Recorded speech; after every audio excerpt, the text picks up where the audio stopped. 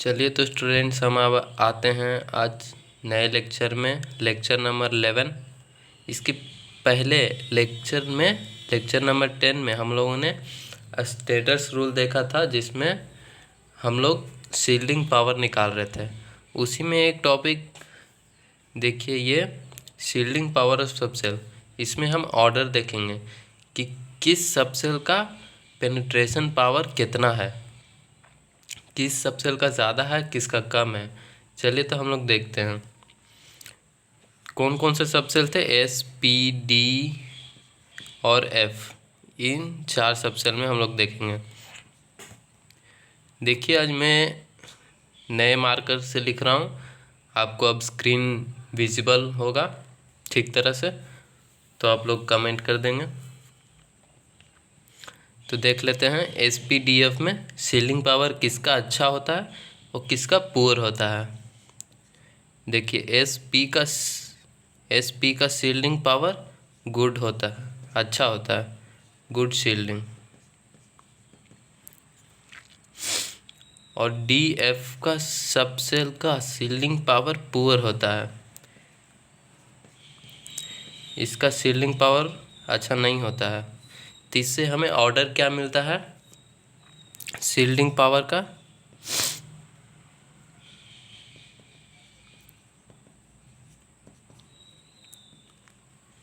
देखिए, shielding power का order S का ज़्यादा, एस से पी, पी से ज़्यादा डी, डी से ज़्यादा एफ।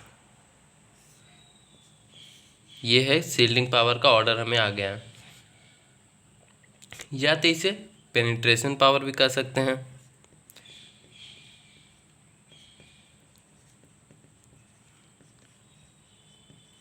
पेनिट्रेशन पावर क्यों? क्योंकि वो जो पावर था उसके पहले वाले इलेक्ट्रॉन को पेनिट्रेट करके उस इलेक्ट्रॉन के पावर को नेगेटिव करके ही जा रहा था, इसलिए उसे पेनिट्रेशन पावर भी कह सकते हैं, शील्डिंग पावर कहिए, कुछ भी। ये समझ गए आप लोग। अब आते हैं अगले टॉपिक में। अब हम लोग देखते हैं periodic properties.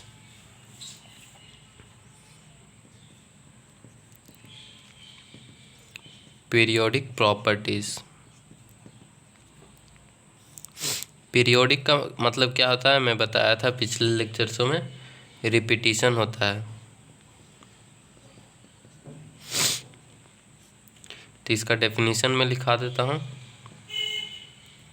Those properties which respects itself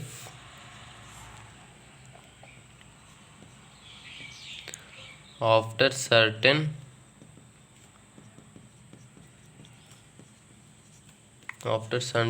interval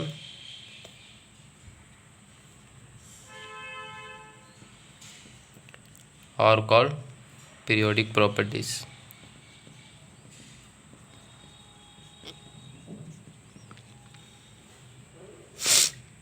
Those properties which respect itself after certain interval are called periodic properties.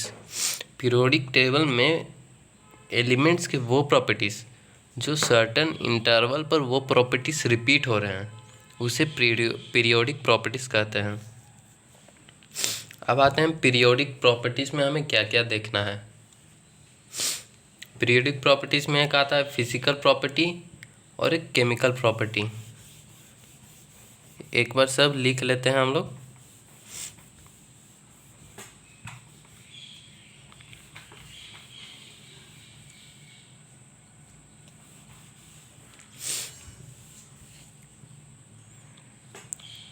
एक हो गया फिजिकल प्रॉपर्टी, एक दूसरा है केमिकल प्रॉपर्टी।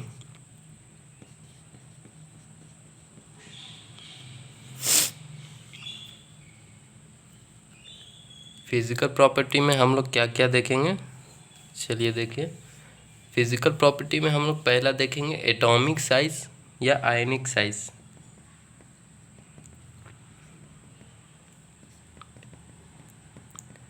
Ionic size. दूसरा आता है आयोनाइजेशन एनर्जी। Ionisation energy.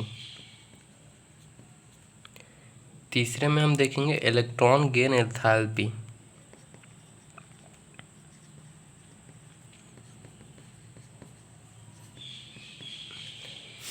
चौथा है इलेक्ट्रोनेगेटिविटी।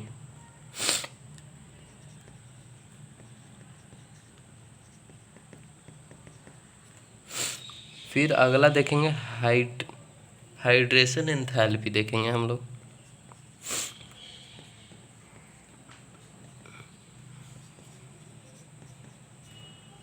फिर इसके बाद लास्ट में लैटिस एंथैल्पी।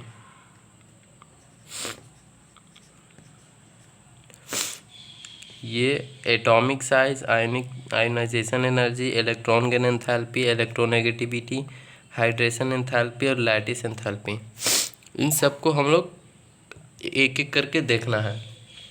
अब आता है केमिकल प्रॉपर्टीज़ में एक चीज़, नेचर ऑफ ऑक्साइड्स। इसके बारे में हम लोग इतना डिटेल नहीं जाएंगे, इसके बारे में हम लोग 12th क्लास में देखेंगे। और एक बात, सिग्मा स्क्रीनिंग कांस्टेंट, जिसका आउटर मोस्ट शेल आता है 1s में, उसका पावर देखिए, शील्डिंग पावर 0.3 होता है ओनली। वैसा एक ही एलिमेंट है, ओनली एलिमेंट है जिसका शील्डिंग 0.3 होता है, वो है हीलियम। 1s2 होता है, इसका शील्डिंग 0.3 होता है। और जेड इफेक्टिव निकालें हम लोग तो 1 × 0.3, तो इसका जेड इफेक्टिव आ जाता है 2 - 0.3 1.7। इसका याद रखें या निकालना तो आता ही है, इसे निकालना है। ये क्वेश्चन कंफ्यूज करने के लिए दे दिया जाता है, इसलिए इसे याद रखें तो बेहतर होगा। अब आगे चलते हैं, एटॉमिक साइज, आयोनिक साइज को हम देखते हैं। अब हम लोग आते हैं पहले प्रॉपर्टी पर, एटॉमिक साइज। तो देखिए मैं लिख लिया हूँ पहले ही कि आपका समय बर्बाद ना हो। तो चलिए हम लोग देखते हैं एटॉमिक साइज। एटॉमिक साइज हमें कहते हैं किसको है और निकालते कैसे हैं, देखिए। The shortest distance between centre of nucleus to valence shell electron in an isolated item is defined as atomic radius. The shortest distance, देखिए क्या कह रहा है, छोटा डिस्टेंस कहाँ से, सेंटर ऑफ न्यूक्लियस से वैलेंस शेल इलेक्ट्रॉन, वो डिस्टेंस जो कि सेंटर ऑफ न्यूक्लियस से valence shell electron, outermost electron का डिस्टेंस, उसे एटॉमिक साइज कहा जाता है, या एटॉमिक रेडियस कहिए, उसे एटॉमिक रेडियस कहते हैं। Since atom do not exist in isolated form, हमें ये पता है कि एटम्स आइसोलेटेड फॉर्म में नहीं होता है, वो अनस्टेबल होता है। तो except noble gas, noble gas जो स्टेबल है वो आइसोलेटेड एटम है। We can not calculate radius of atom, जैसे एटम आइसोलेटेड फॉर्म में नहीं है तो उसका एक वेल डिफाइंड बाउंड्री नहीं है कि हम लोग यहाँ से यहाँ करें कि वो इलेक्ट्रॉन आउटर मोस्ट यहाँ पर है, पता नहीं, उसका एक वेल डिफाइंड बाउंड्री नहीं है। तो उसके लिए हम लोगों ने क्या किया, हम लोगों ने नहीं, हमारे साइंटिस्ट लोगों ने क्या किया, चलिए उसके बारे में देखते हैं। देखिए मैं उसके लिए क्वेश्चन बनाकर एक ले आया हूँ, जैसे कि आपको क्लियर हो जाए पूरी तरह। ये क्वेश्चन देखिए स्कूलों में पूछ दिया जाता है, तो इसका आंसर देखिए, वाई, पहले क्वेश्चन देख लेते हैं, why can not be find atomic radius. तो apart from noble gas, atoms of other elements do not exist independently, isolated. Noble gas को छोड़कर अगर नोबल गैस को हटा दें तो अदर एलिमेंट्स आइसोलेटेड फॉर्म में नहीं होते हैं। तो उसके लिए तो उस वजह से क्या हो जाता है, the boundary of an atom is not defined. तो उस वजह से एटम का बाउंड्री डिफाइंड नहीं है क्योंकि वो आइसोलेटेड नहीं है। Thus, we find atomic radius by using atoms in their bonded form। तब क्या हुआ कि हम लोगों ने उसका रेडियस कैसे निकाला, उसके बॉन्डेड फॉर्म में लाकर किसी एटम से उसको बॉन्ड बना करके उसका एटॉमिक रेडियस हम लोगों ने निकाला। The bond of following type, किस किस तरह का बॉन्ड हम लोगों ने बनाया, कोवेलेंट बॉन्ड, मेटालिक बॉन्ड और आयनिक बॉन्ड। इसमें से आप लोगों ने कोवेलेंट बॉन्ड, आयनिक बॉन्ड तो पढ़ रखा होगा, लेकिन अगले वीडियो में देखेंगे हम लोग इस में कोवेलेंट बॉन्ड और आयनिक बॉन्ड, इसके साथ मेटालिक बॉन्ड भी एक होता है, उसे भी हम लोग डिटेल में देखेंगे। तो देख लिए, इसे ध्यान में रखिएगा कि क्यों एटॉमिक रेडियस हम लोग आइसोलेटेड फॉर्म में ही निकालते हैं। आइसोलेटेड फॉर्म में नहीं होता है तो बॉन्डेड फॉर्म में निकालते हैं, लेकिन ऐसे ही एक सिंगल एटम का हम लोग एटॉमिक रेडियस नहीं निकाल सकते हैं।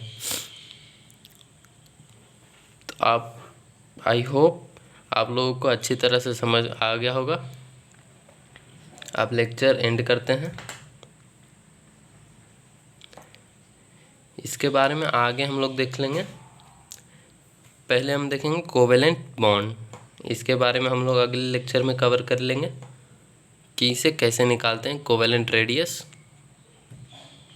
कोवेलेंट बॉन्ड के माध्यम से।